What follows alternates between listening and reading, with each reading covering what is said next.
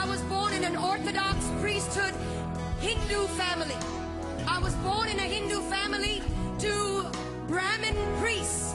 My grandfather, my great-grandfather, and my great-great-grandfather were Hindu priests.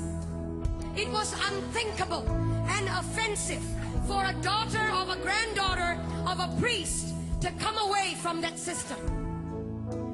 I was so hungry for God. I was so thirsty for God. When I was born at the age of 6 days old, I was dedicated to Hindu demons in a cave temple. I was left in a cave temple, and from that moment on, my mind, my spirit, and my soul was overtaken by demonic forces that I had no control over. I could not control these forces. They controlled me. Every decision I made, everything I became. I began to learn to worship the names of over 2,000 gods. Over 2,000 gods by memory. It was required of me. It was required of the priesthood.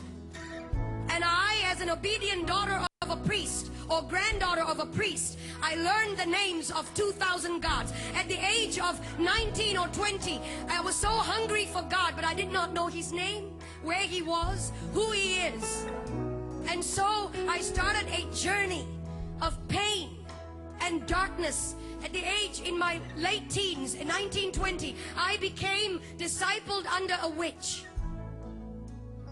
And the reason I went into that was not to harm anyone, but to find God. Any which way at all. When you're hungry, you get desperate. And when you're desperate, you will do anything to find God. And so I went after Him. And I didn't find Him in the pages of Hinduism. I didn't find Him in the pages of the priesthood creed. I didn't find Him in the pages of mantras and prayers that I was taught to believe in. I didn't find Him in the rooms of temples. Huge temples. I would go into that and want to look for God. There was one time I was in southern India, and there was in this temple. I went in and I opened the curtain. There was a veil that divided the holy area from the rest of the public. Well, I couldn't wait. I had no authority to go into that area. Only a male priest could go in there. I opened the curtain, and there was a 10-foot idol. 12 arms, 12 faces, myriad number of eyes. He didn't see me. He couldn't hold me.